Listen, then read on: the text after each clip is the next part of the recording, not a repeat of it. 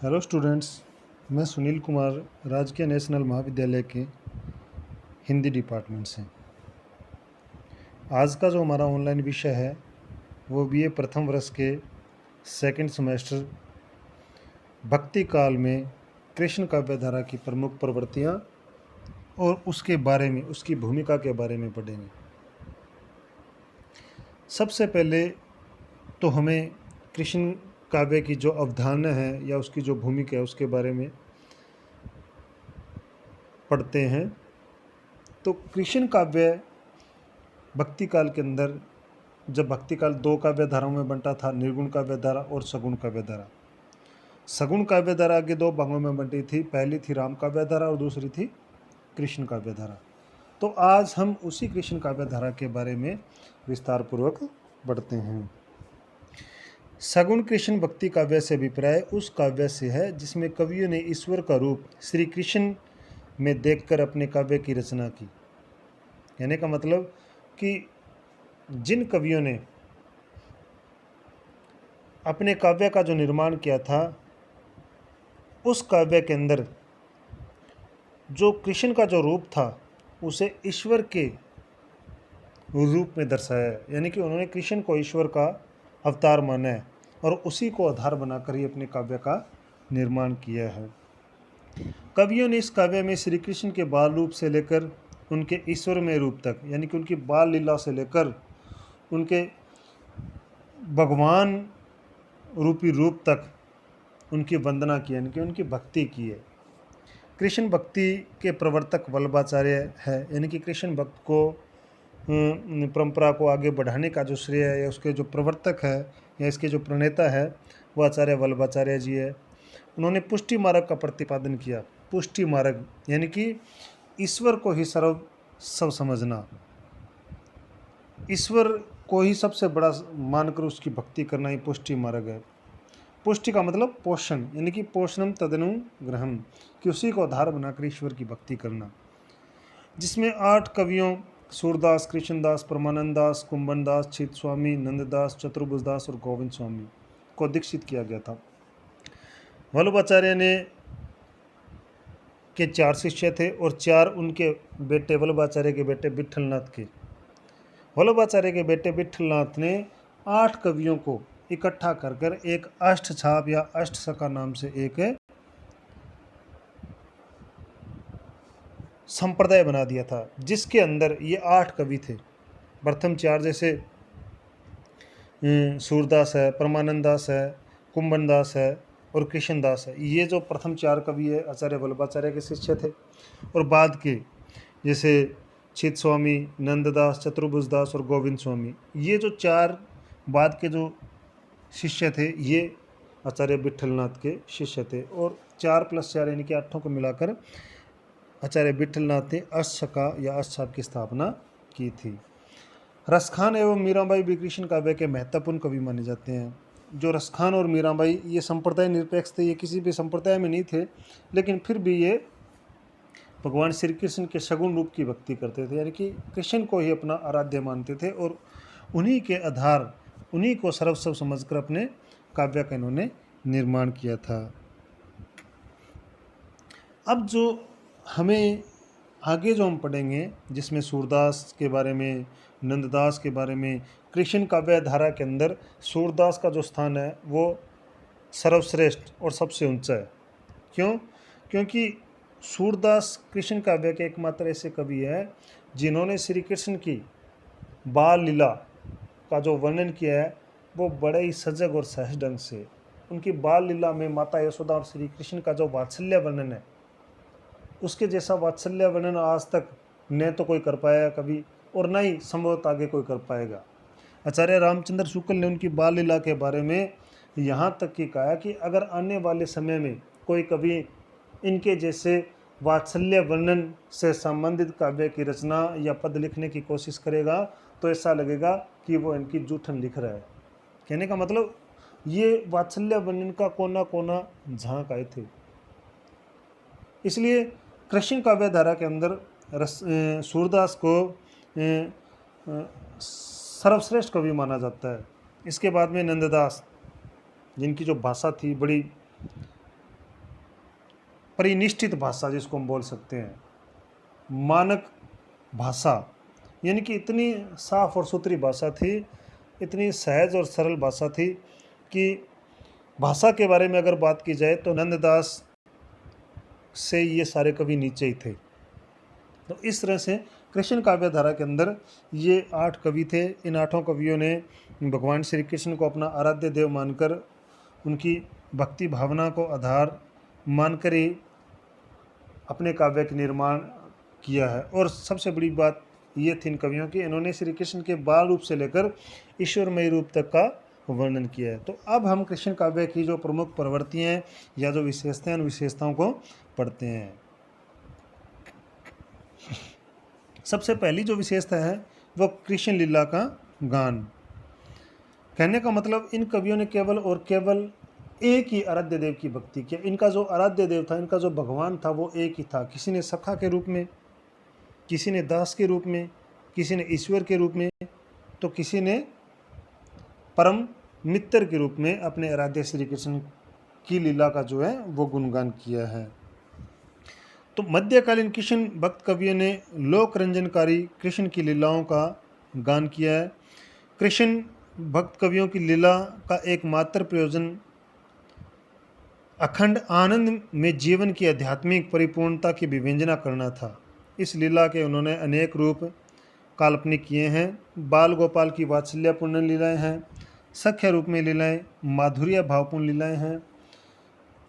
इस प्रकार इनके काव्य के अंदर ये सारी जो लीलाएं हैं कृष्ण भक्ति काव्य में, ये व्याप्त रूप से में मिलती है। सूरदास के काव्य में कृष्ण लीलाओं का सबसे अधिक विस्तार पूर्वक वर्णन किया गया है। और सूरदास ने कृष्ण के प्रेम लीला वर्णन में एक निश्चित विवेक और निश्चित जो आध्यात्म प्रेम या जो भावना है, उस प्रेम या भावना से इन्होंने काम लिया है, जो बाद में कृष्ण भक्त कवियों द्वारा भुला दिया गया था।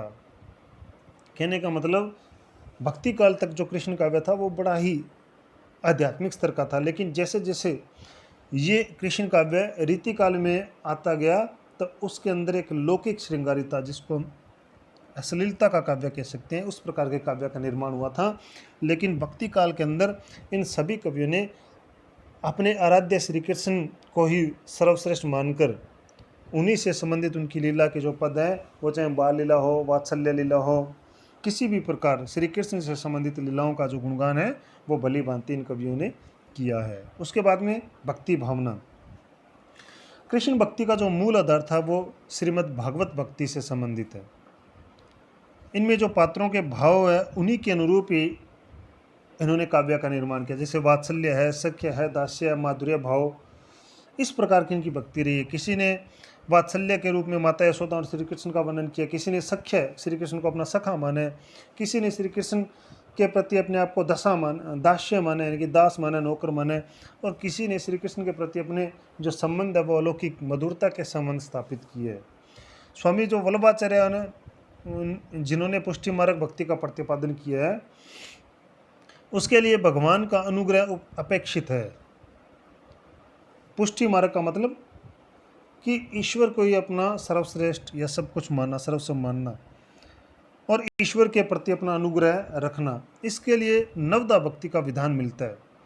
वैसे कृष्ण भक्ति के सभी संप्रदायों ने माधुर्य भक्ति को अधिक महत्व प्रदान किया है। हालांकि कृष्ण काव्य के कवियों की भक्ति भावना निर्गुण और सगुण दोनों पर प्रकाश डालती है, परंतु फिर भी उनका जो प्रेम सगुण भक्ति की तरफ अधिक था, तथा वे स्थान स्थान पर निर्गुण ईश्वर का खंडन भी करते हैं, क्योंकि वह मन, वाणी और कर्म से अगम्य है, यानी कि उस तक पहुंचा नहीं जा सकता। कैसे?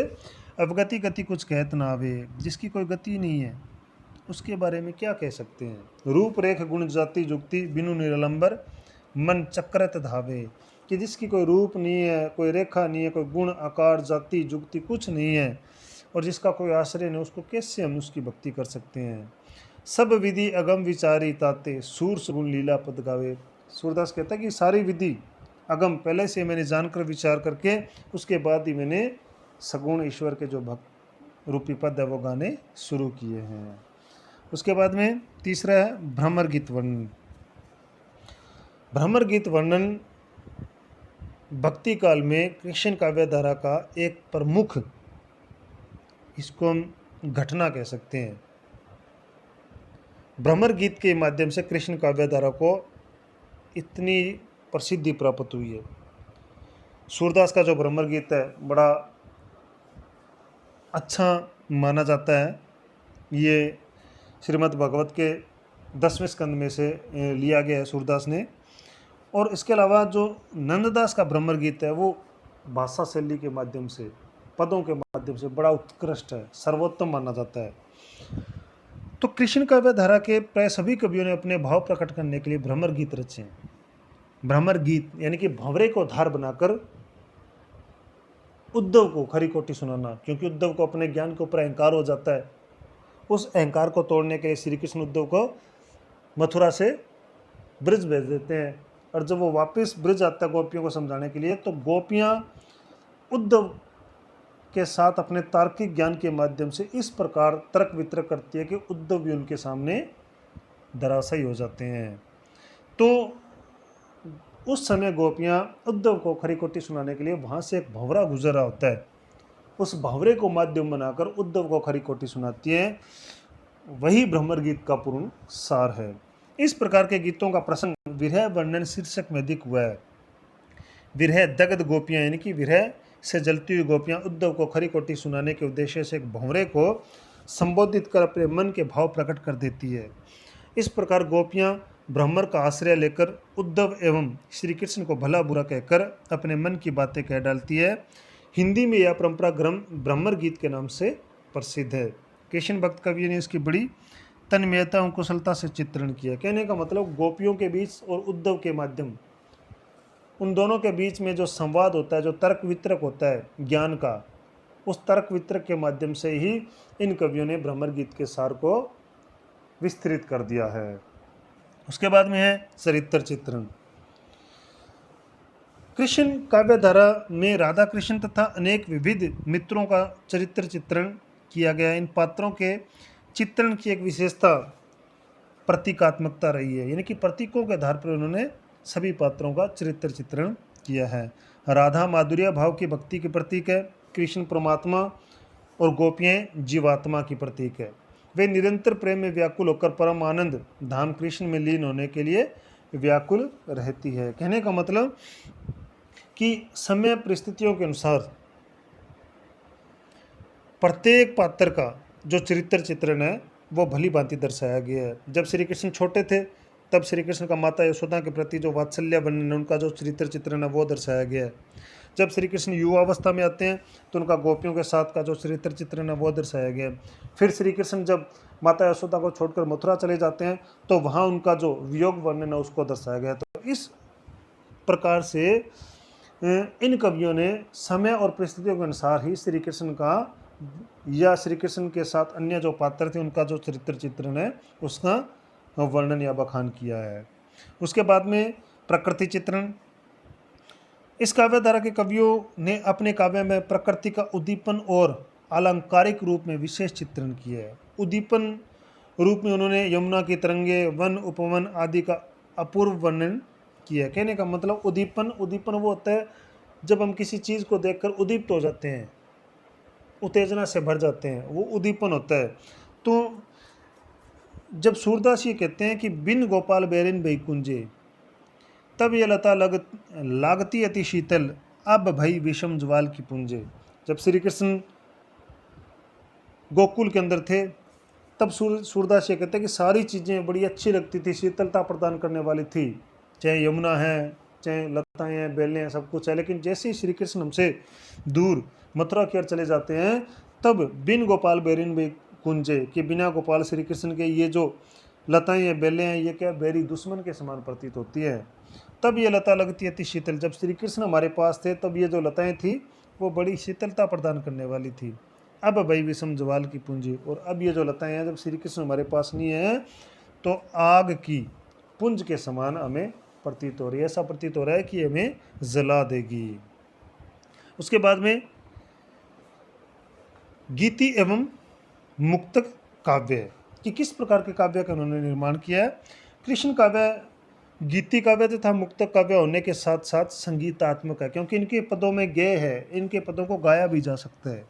कृष्ण काव्य में राग रागनियों का सुंदर संयोजन है। सूर, मीरा, हित, हरिवंश, हरिदास आदि भक्त कवियों के पदों में गीति तत्व की प्रधानता के साथ संगीत की अपूर्व छटा है। प्राय समस्त काव्य मुक्तक है, यानी कि मुक्तक इनका काव्य सूरदास और कबीर का जो काव्य यानी कि संत काव्य धारा और कृष्ण काव्य धारा वो मुक्त काव्य है, और राम काव्य धारा और जो सूफी काव्य धारा है वो मुक्तक नहीं है, यानी कि वो दोहा छंद या दोहा चौपाई इस प्रकार छंदों में लिखा गया है। तो प्राय समस्त काव्य मुक्तक है, जिसका एक एक पद एक दूसरे से पूर्ण निरपेक्ष है। कृष्ण काव्य के ये मुक्तक आज भी संगीत के क्षेत्र में अपना विशेष योगदान रखते हैं, क्योंकि इन पदों को भली भांति गाया जा सकता है। उसके बाद में सातवां जो हमारी विशेषता है वह मौलिक उद्भावनाएं। कृष्ण काव्य का मूल आधार भगवत पुराण है, परंतु इन कवियों ने इससे प्रेरित होते हुए भी अपने काव्य में कुछ मौलिक उद्भावनाएं, कुछ अपनी खुद की स्वयं की मौलिक बातें, वो उन बातों को इनके काव्य में स्थान दिया गया। जैसे कृष्ण का रस्य रूप दिखाना, जबकि भागवत के कृष्ण गोपियों के बार बार आग्रह पर ही उनकी ओर उन्मुख होते हैं।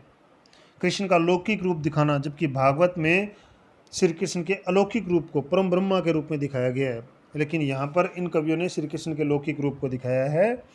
राधा पात्र की सृष्टि, जबकि भागवत में राधा नाम का कोई पात्र नहीं है। श्रीमद् भागवत में राधा नाम का कोई भी पात्र नहीं है, लेकिन इन कवियों ने राधा पात्र को सृष्टि एक समाज के रूप में दर्शाया है। हालांकि श्रीमद् भागवत के अंदर राधा नाम का कोई भी पात्र नहीं है, एक गोपी का जिक्र जरूर है। भागवत में गोपियों के प्रेम की पवित्रता निष्कलंक नहीं रहती, यानी कि भागवत में गोपियों के प्रेम की पवित्रता निष्कलंक नहीं रहती। कृष्ण की अनुपस्थिति में बलराम मदिरा पीकर उनके साथ विहार करते हैं, जबकि कृष्ण भक्त कवियों ने गोपियों के एकमात्र कृष्णोन्मुक्ता ही दिखाई है। कहने का मतलब इन कवियों के काव्य के अंदर या इनके साहित्य में श्री कृष्ण के प्रति इनकी जो धारणाएं थी वो कुछ हद तक मौलिक उद्भावनाओं के माध्यम से प्रेरित थी। उसके बाद में रस योजना की इन्होंने अपने काव्य के अंदर किस प्रकार के रसों का प्रयोग किया है। कृष्ण काव्य का मूल रस भक्ति रस ही है। इस रस का पर्यवसान वात्सल्य, श्रृंगार और शांत रस में हो गया है। इस संदर्भ में सबसे महत्वपूर्ण रस वात्सल्य रस है। इसी प्रकार कृष्ण भक्त कवियों ने श्रृंगार के दोनों पक्षों संयोग और वियोग का बड़ा ही सजीव वर्णन किया है। संयोग की अपेक्षा उनका वियोग वर्णन उत्कृष्ट बन पड़ा है। इन रसों के अतिरिक्त वीर, अद्भुत तथा हास्यरस का भी कृष्ण भक्त कवियों ने सरस चित्रण किया है। जब श्री कृष्ण माता यशोदा को छोड़कर मथुरा की ओर गमन करते हैं तो वहाँ उनका वियोग रस दर्शाया गया है। जब श्री कृष्ण राधा को छोड़कर मथुरा की ओर गमन करते हैं तब उनका वियोग रस दिखाया गया है। जब श्री कृष्ण का राधा के साथ अन्य गोपियों के साथ केली क्रीड़ा का जो वर्णन किया गया तब वहाँ उनका श्रृंगार के तहत संयोग रस दिखाया गया। तो इस प्रकार से इनके काव्य के अंदर श्रृंगार, भक्ति, वात्सल्य और शांत रस, ये इन सभी प्रकार के रसों का वर्णन किया गया है। उसके बाद में अलंकार योजना कि इनके काव्य में किस प्रकार के अलंकारों का वर्णन किया गया और कौन कौन से इन कवियों के जो प्रिय है वो अलंकार कौन कौन से हैं। तो कृष्ण भक्त कवियों ने अपने साहित्य में अलंकारों का प्रयोग बड़े संभाविक और सजीव रूप में किया। इनके काव्य में अलंकार साधन बनकर आए, न कि साध्य बनकर। वैसे इनके काव्य में उत्प्रेक्षा, रूपक, अतिशोक्ति, उपमा आदि अलंकार विशेष रूप से प्रयुक्त है, यानी कि कहने का मतलब ये इनके प्रिय अलंकार माने गया और इन्हीं के आधार पर उन्होंने जो काव्य है उसका निर्माण किया। इनके काव्य के अंदर आप देखोगे अतिशोक्ति अलंकार का बहुत ज़्यादा वर्णन है, उपमा अलंकार का बहुत ज़्यादा वर्णन है, क्योंकि श्री कृष्ण के साथ इन्होंने हर जगह उपमा के माध्यम से उनकी तुलना की गई है। तो इनके काव्य के अंदर उपमा है, अतिशोक्ति है, रूपक है, इस प्रकार के अलंकारों का वर्णन है। और अंतिम हमारी जो विशेषता है वो है भाषा शैली, कि इन कवियों की जो भाषा है वो कैसी थी, किस प्रकार की थी। ये जो कवि है श्री कृष्ण की लीला स्थली की भाषा, ब्रज भाषा को अपनाया, कि जहाँ श्री कृष्ण का ये माना जाता है कि जहाँ पर श्री कृष्ण ने अपना जीवन व्यतीत किया था वो ब्रज क्षेत्र है और वहाँ की जो लोकल लैंग्वेज थी, ब्रज भाषा थी, उसी को उन्होंने अपनाया है। वैसे ब्रज भाषा अपनी सरसता के लिए और सरलता के लिए प्रसिद्ध ही है। इन कवियों ने उसकी सरसता में 4 चांद लगा दिए। इन कवियों ने अपने काव्य में प्रसाद तथा माधुर्य गुण, सभी शब्द शक्तियों, लोकोक्तियों, मुहावरों आदि का खुलकर प्रयोग किया है। इनके हाथों में पढ़कर भाषा का रूप निखर उठा है, यानी कि वो मानक भाषा बन गई है, परिनिष्ठित भाषा बन गई है, सर्वोत्तम सर्वश्रेष्ठ भाषा बन गई है। तो इस प्रकार श्री कृष्ण भक्ति साहित्य आनंद और उल्लास का ही साहित्य है। हाँ, यह केवल ब्रज संस्कृति का ही कोश नहीं बल्कि समग्र भारतीय संस्कृति का निरूपक काव्य भी है। तो कहने का मतलब इनके काव्य के अंदर ब्रज भाषा का सबसे ज़्यादा प्रयोग हुआ है और उन्हें ब्रज भाषा को आधार बनाकर ये संपूर्ण कृष्ण काव्य धारा से संबंधित कवियों ने संपूर्ण काव्य का निर्माण किया है। तो इस तरह से आज हमने भक्ति काल के अंदर सगुण काव्य धारा में कृष्ण काव्य परंपरा की जो प्रमुख विशेषता है उस विशेषता को आज हमने विस्तार पूर्वक पढ़ा है और आशा करता हूँ कि आज का जो वीडियो है वो आपको अच्छे से समझ में आया होगा और नेक्स्ट जो वीडियो है वो जल्दी आपके सामने प्रस्तुत होगा। धन्यवाद।